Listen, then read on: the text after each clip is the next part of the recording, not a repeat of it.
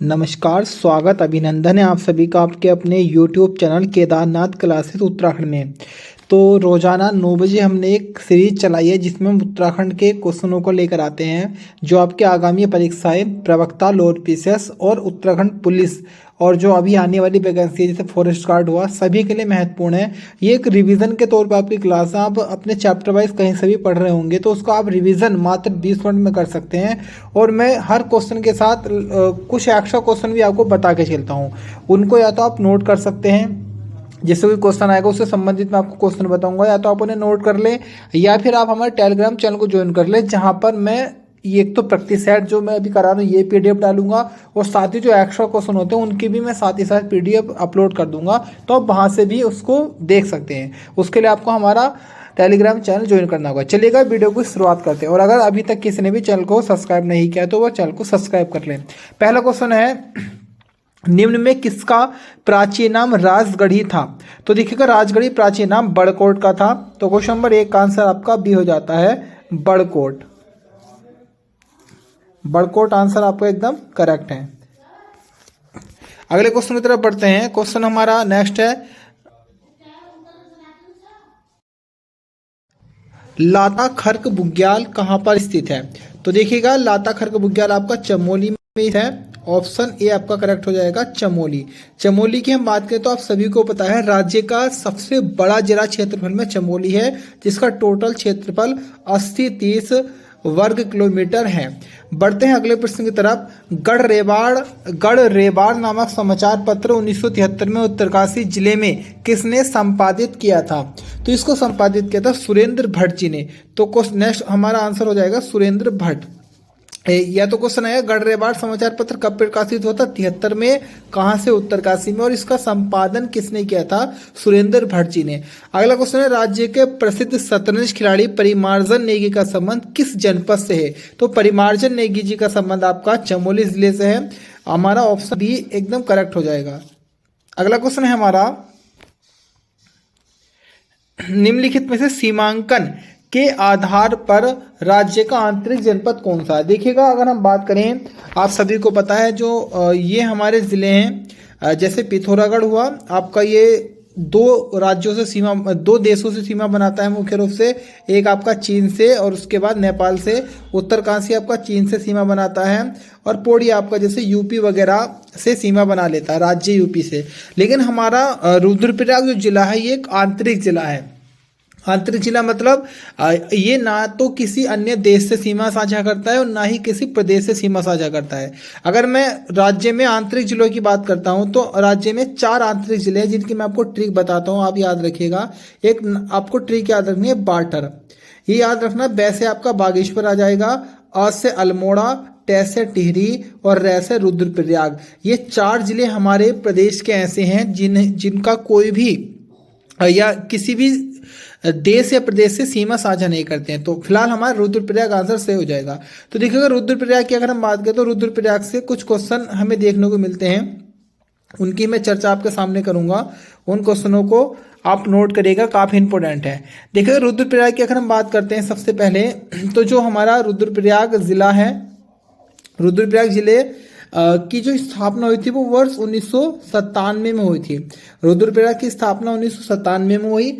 ये आपका अलकनंदा और मंदाकिनी के संगम पे स्थित है। इसका महाभारत में जो नाम था वो रुद्रावत था। महाभारत में इसे रुद्रावत कहा गया। इसका प्राचीन नाम पुनाड़ था। उसके बाद अगर क्वेश्चन आएगा, सर्वाधिक पुरुष साक्षरता वाला जिला कौन सा है? रुद्रप्रयाग। सबसे अधिक पुरुष साक्षरता रुद्रप्रयाग, सबसे कम पुरुष साक्षरता हरिद्वार। उसके साथ साथ अगर मैं बात करूं रुद्रप्रयाग के बारे में तो देखिएगा सबसे कम जनसंख्या वाला जिला आपका रुद्रप्रयाग ही है। उसके बाद सबसे कम कृषि योग्य भूमि भी कहाँ पे आपकी? रुद्रप्रयाग में है। इसी के साथ साथ यहाँ कुछ फेमस आपके मंदिर देखने को मिल जाएंगे और स्थान देखने को मिलेंगे, जैसे केदारनाथ मंदिर, तुंगनाथ, मदमहेश्वर नाथ, ओखीमठ, अगस्त मुनि, गुप्त काशी जो यहाँ के लोगों के लिए काशी के समान है, बाणासुर गण मंदिर और भी कई अन्य यहाँ पे स्थान आपको देखने को मिलेंगे। ये सारी चीजें जो मैं आपको बोलता हूँ ये इसकी आपको पीडीएफ भी मिलेगी, आप टेलीग्राम चैनल को ज्वाइन करिएगा जिसका लिंक आपको डिस्क्रिप्शन में मिलेगा। अगला क्वेश्चन है हमारा, निम्न में से किसका उपनाम जंगली है जिन्हें 2006 में आर्यभट्ट सम्मान से सम्मानित किया गया?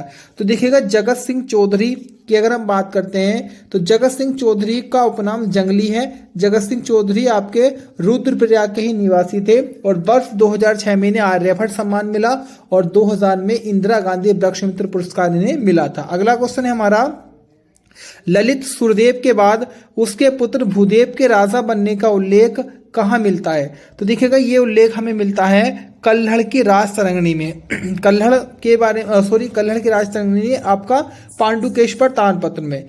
आप ऑप्शन सी इसको करेक्ट करिएगा। ललित सुरदेव के बाद उसके पुत्र भूदेव के राजा बनने का उल्लेख कहाँ मिलता है? आपका पांडुकेश्वर ताम्रपत्र में मिलता है। अगला क्वेश्चन है हमारा, चंद वंश का प्रथम शासक जिसने डोटी राज्य की अधीनता स्वीकार की? तो देखिएगा ये आपका राजा था भारती चंद। ऑप्शन ए हमारा करेक्ट हो जाएगा। भारती चंद पहला स्वतंत्र राजा था। मैं थोड़ी सी आपको कहानी बता के चलता हूँ, आप देखिएगा ये हमारा उत्तराखंड प्रदेश है और इस तरीके से दो भागों में बटा हुआ था। आज भी दो आपके मंडलों में है, जैसे गढ़वाल मंडल और कुमाऊं मंडल। और इसके निकट ही एक देश पड़ता है नेपाल, और नेपाल में जो रहते थे नेपाली राजा रहते थे। तो हमारे जो चंद्रवंश के राजा हुआ करते थे कुमाऊं के, तो वो ये इनके अधीन होते थे, नेपाली राजाओं के अधीन होते थे और इनका ही एक क्षेत्र पड़ता था डोटी क्षेत्र। तो ये क्या करते थे, हमारे जो चंद्रवंश के राजा थे इन डोटी के राजाओं को कर दिया करते थे। हर वर्ष में कर पहुंचाया करते थे। जो भी चंद्रवंश के जैसे राजा हुए, सोमचंद हुए और अन्य राजा हुए हैं जो भारतीय चंद से पहले थे, लेकिन भारतीय चंद ने कहा कि मैं किसी को भी कर नहीं दूंगा और मैं एक स्वतंत्र राजा बन के दिखाऊंगा। इसी कड़ी में क्या किया भारतीय चंद ने, जितने भी अपने क्षेत्र की सारी जो जातियां थी सब जातियों को एकत्रित करके एक विशाल सेना का गठन किया और इस भारतीय चंद ने नेपाल पर चढ़ाई कर दी, नेपाल या डोटी क्षेत्र पर चढ़ाई कर दी और लगभग पूरे 12 वर्षों तक घेराबंदी की थी और तब जाकर ये स्वतंत्र राजा कहलाया था। तो क्वेश्चन बनेगा चंद्रवंश का प्रथम शासक जिसने डोटी राज्य की अधीनता स्वीकार नहीं की, या चंद्रवंश का प्रथम स्वतंत्र राजा किसे कहा गया है? तो ये भारतीय चंद को कहा गया है। देखिए भारतीय चंद के बारे में अगर हम बात करें तो कुछ हम अन्य फैक्ट यहाँ से और देख सकते हैं। देखिए भारतीय चंद ने 12 वर्षों तक नेपाल को घेराबंदी की थी। कट्टकाली प्रथा भी आपके भारतीय चंद के समय आई थी। एक नायक जाति की उत्पत्ति भी, उसके बारे में थोड़ा विस्तार से बताएंगे कभी समय मिला तो। भारतीय चंद के समय ही नायक जाति की उत्पत्ति भी हुई थी और नायक समाज सुधार समिति जो वर्ष 1919 में बनी थी, ये भी आपको फैक्ट याद कर लेना है। ये नायक जाति के एक तरीके से उत्थान के लिए बनाई गई थी। अगला प्रश्न है, किस शासक ने गंगा एवं सोन नदी के, जीएस का क्वेश्चन है फिर भी चलो आप इसको कीजिएगा, किस शासक ने गंगा एवं सोन नदी के संगम पर पाटलिपुत्र नगर की स्थापना की थी? तो ये आपके बिहार क्षेत्र में उदयन ने पाटलिपुत्र को बसाया था और उसके बाद में इसका नाम पाटलिपुत्र से पटना किया था शेरशाह सूरी ने। ये भी आप फैक्ट याद करिएगा। गौतम बुद्ध द्वारा अपने धर्म में दीक्षित किया जाने वाला अंतिम व्यक्ति कौन सा था? तो सुभद्र ये अंतिम व्यक्ति था जो बौद्ध धर्म में जिसको दीक्षित किया था महात्मा बुद्ध ने। ऑप्शन ए आपका करेक्ट हो जाएगा। सरिस्का अभ्यारण्य कहाँ पे है? तो सरिस्का अभ्यारण्य आपका राजस्थान में स्थित है। ऑप्शन सी करेक्ट हो जाएगा। अगला क्वेश्चन है हमारा, बहता एवं रहता शब्दावली का संबंध किस प्रशासन से था? तो देखिएगा ये बहता और रहता जो है दो प्रकार के कर थे। कि पहला ये भी क्वेश्चन आ सकता है, बहता और रहता क्या थे? ये कर थे, किसके समय पे लगाए जाते? गोरखा के समय। अगर हम बात करें बहता कर के बारे में, तो बहता कर क्या था? अगर कोई व्यक्ति अपनी संपत्ति को छिपा लेता था, जैसे आज के समय में आपने काला धन या ब्लैक मनी का नाम सुना होगा, तो उस समय जो व्यक्ति अपनी संपत्ति को छिपाता था और उसका पता राजा को चलता था, तो उसकी छिपा हुई संपत्ति पे जो कर लगता था वो था बहता कर। और एक कर था गोरखा काल में, मैंने अगर चंदू बोला तो उसके लिए सॉरी, गोरखा की हम आज चल रही है। एक कर था रहता कर। तो रहता कर क्या था? ऐसे व्यक्ति जो चंद्रवंश के थे लेकिन वो अपने घरों को छोड़कर कहीं और जगह चले गए, अपने राज्य को छोड़कर कहीं और जगह जाने लगे, तो उन व्यक्तियों पर जो कर लगाया जाता था वह रहता कर कहलाता था। गोरखाओं के समय का मैं महत्वपूर्ण आपको कर बताता हूँ, ये क्वेश्चन क्लर्क के एग्जाम में भी आ चुका है। एक कर था पुंगाड़ी कर, मोस्ट इंपोर्टेंट, इसको बनाइएगा। वैसे सारे ही कर इंपोर्टेंट है गोरखाओं के और चंदों के। पुंगाड़ी कर की अगर हम बात करें तो पुंगाड़ी कर एक प्रकार का कैसा कर था? भूमि कर था। उसके बाद क्वेश्चन आएगा कि इससे कितनी आय होती थी? तो सालाना 1.5 लाख रुपए आय होती थी पुंगाड़ी कर से। और जो गोरखों की सेना थी उसको जो वेतन दिया जाता था वो भी पुंगाड़ी कर से दिया जाता था। 3 फैक्ट आपको पुंगाड़ी कर से याद कर लेने हैं। अगला है बधु मूल्य चुकाने की प्रथा किस जाति में पाई जाती थी? तो बधु मूल्य चुकाने की जो प्रथा थी आपकी राजी जनजाति में या राजी जाति में पाई जाती थी। बधु मूल्य प्रथा क्या थी? देखिएगा इसमें क्या होता था, मैंने मतलब जब किसी लड़के का किसी लड़की से विवाह होता था राजी जाति में या राजी जनजाति में विवाह होता है, तो जो लड़का होता है वह अपने ससुर के ही रहने लगता है और इसी कहा जाता है बधु मूल्य चुकाने की प्रथा, या ऐसा आ जाता है बधु मूल्य प्रथा। तो ये किस जनजाति में? राजी में है। राजी की अगर हम बात करेंगे तो इसके 3-4 उपनाम है। जैसे आपने नाम सुना होगा बन राबत कहा जाता है, बन रोत कहा जाता है, बन राउत भी कहा जाता है, जंगल के राजा भी राजी को कहा गया है। राजी की हम बात करते हैं तो देखिएगा राज्य का सबसे छोटा जनजातीय समूह, मतलब 5 जनजातीय समूह, सबसे अधिक जनसंख्या थारू की, सबसे कम आपकी आएगी राजी की।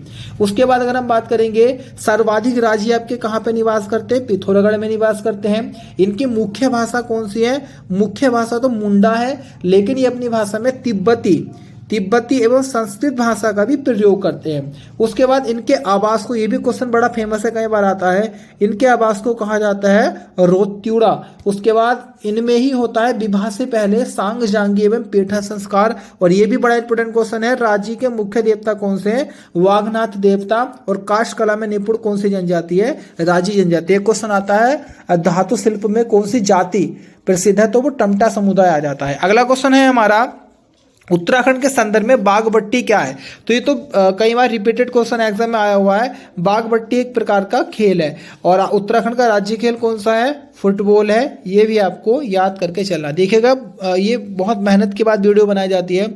इससे आपको आप 1 महीना आप तैयारी कीजिएगा इस वीडियो को देख के, आपका बेसिक ना एकदम क्लियर हो जाएगा और आपको एग्जाम में जाके डायरेक्ट आंसर याद रहेंगे। अब इनको 2-3 बार आप वीडियो को देखिएगा और जो भी मैं क्वेश्चन बताता हूँ उसको लिखिएगा, वरना आप टेलीग्राम चैनल ज्वाइन करेंगे तो वहाँ आपको PDF मिल जाएगी। अगला क्वेश्चन है हमारा देवीधुरा चंपावत में पहला शिल्पकार सभा सम्मेलन कब हुआ था? तो ये हुआ था आपका वर्ष 1928 में। क्वेश्चन नंबर हमारा 77 का ऑप्शन डी हमारा एकदम करेक्ट हो जाएगा। 1928 में शिल्पकार सभा सम्मेलन हुआ था, शिल्पकार सभा अधिवेशन या सम्मेलन हुआ था 1928 में। आपको बताना है शिल्पकार शब्द किसके द्वारा दिया गया था। अगला क्वेश्चन है माघ मेला किस जनपद में लगता है? तो देखिएगा माघ मेला जो आपका लगता है ये लगता है आपका उत्तरकाशी में। माघ मेले की अगर हम बात करेंगे तो इससे 2-3 फैक्ट आप याद रखिएगा। पहला तो माघ मेला कहाँ लगता है? उत्तरकाशी में लगता है। कब से स्टार्ट होता है? ये मेला 14 जनवरी से लगता है और ये 8 दिनों तक मेला चलता है। उसके बाद इस मेले का जो प्रारंभ होता है, ये भी क्वेश्चन बनता है एग्जाम में, तो जो कंडार देवता है, कंडार देवता की डोली से और हरि महाराज के ढोल से इस मेले का प्रारंभ होता है। तो 5 से 6 फैक्ट याद रखेंगे। माघ मेला उत्तरकाशी कब लगता है? 14 जनवरी से। कितने दिन चलता है? 8 दिन। प्रारंभ किससे होता है? तो कंडार देवता की डोली एवं हरि महाराज के ढोल से इसका प्रारंभ किया जाता है। अगला क्वेश्चन है सालम रंग महोत्सव कहाँ मनाया जाता है? तो सालम रंग महोत्सव आपका जिला अल्मोड़ा में मनाया जाता है। ऑप्शन आपका बी करेक्ट हो जाएगा। अल्मोड़ा है तो यहाँ से कई सारे आपके फैक्ट बनते हैं, उसको हम देखेंगे। हाँ देखिएगा अल्मोड़ा की अगर हम बात करें तो यहाँ से बहुत अच्छे फैक्ट निकल के आते हैं। अल्मोड़ा की हम बात करते हैं तो सबसे पहले अल्मोड़ा के आप उपनाम देखिएगा। अल्मोड़ा को ताम्र नगरी कहा गया है, बाल मिठाई का घर कहा गया है, इसको आलमनगर कहा जाता है, मुस्लिम प्रभाव के कारण आलमनगर भी कहा गया है, राम क्षेत्र कहा गया है, राजाओं की घाटी कहा गया है और रामशिला कहा गया है। अल्मोड़ा की हम स्थापना की बात करते हैं, मतलब जिले के रूप में। वैसे तो ये भीष्मचंद्र के समय स्थापित होता है, लेकिन जिला कब बना? 1891 में नैनीताल और अल्मोड़ा दोनों को ही जिला बनाया गया था। इसके अगर मैं बात करूँ, ये आपका कोसी और सुयाल नदी के तट पर स्थित है।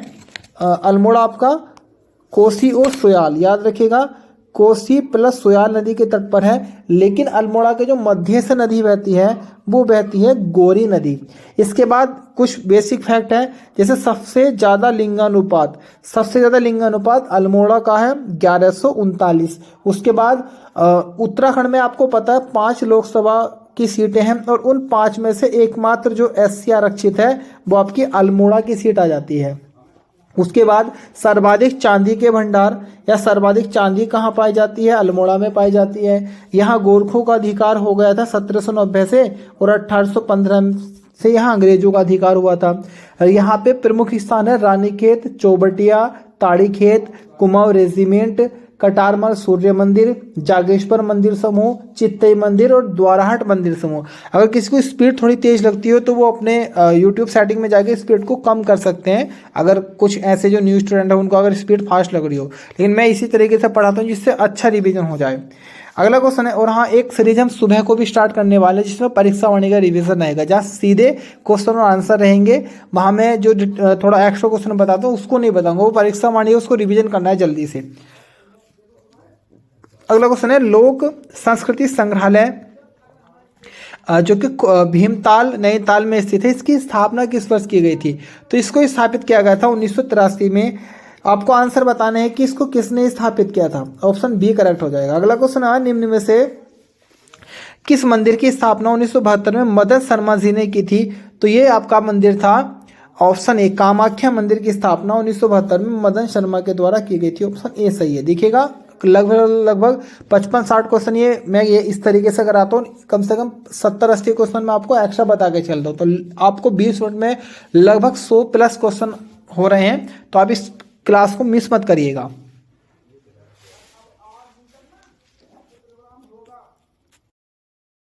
अगला क्वेश्चन है हमारा, धर्मगंगा एवं बालगंगा किसकी सहायक नदियां है? तो देखिएगा धर्मगंगा और बालगंगा दोनों ही आपकी भिलंगना नदी की सहायक नदी है।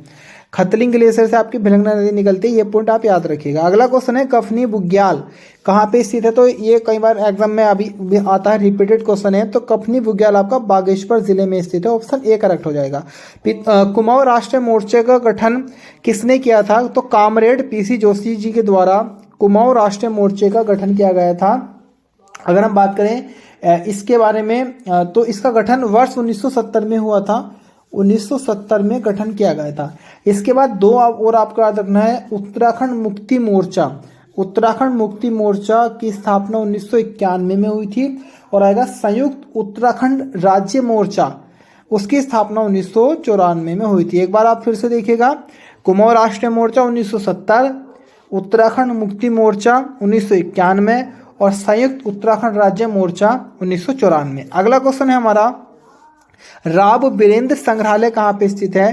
तो आपका देहरादून में स्थित है। ऑप्शन डी करेक्ट हो जाएगा। अगला क्वेश्चन है हमारा, निम्नलिखित में से किस दर्रे से भोटिया तिब्बत व्यापार नहीं होता था? तो आपको पता है चमोली क्षेत्र के कुछ फेमस दर्रे हैं, जैसे नीति, लिपुलेख, माणा या माना दर्रा, इनसे व्यापार होता था और श्रंकड़ दर्रे से नहीं किया जाता था। तो ऑप्शन आपका सी करेक्ट हो जाएगा।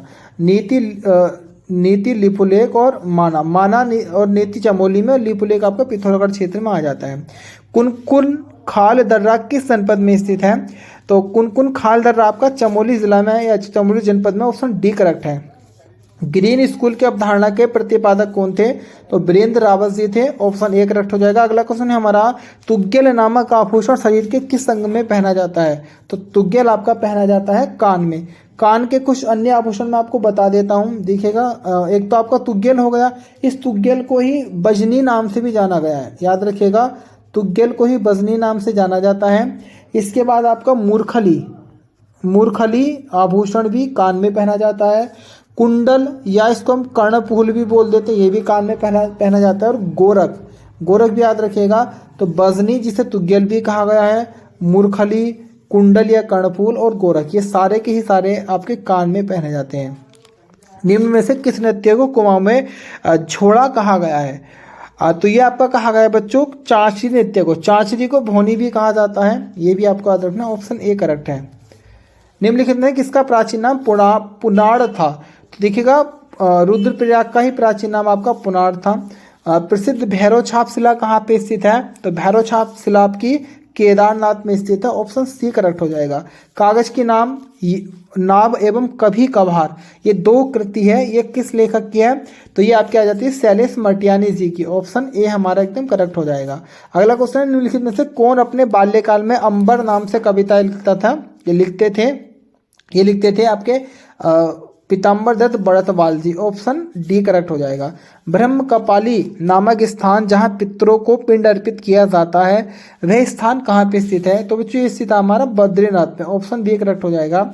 अगला क्वेश्चन है हमारा, उत्तराखंड में बन रही ऑल वेदर रोड के पर्यावरणीय पक्ष को जानने के लिए सुप्रीम कोर्ट के आदेश पर गठित समिति के अध्यक्ष कौन है? तो ये है आपके Ravi Chopra ji. Option B correct हो जाएगा।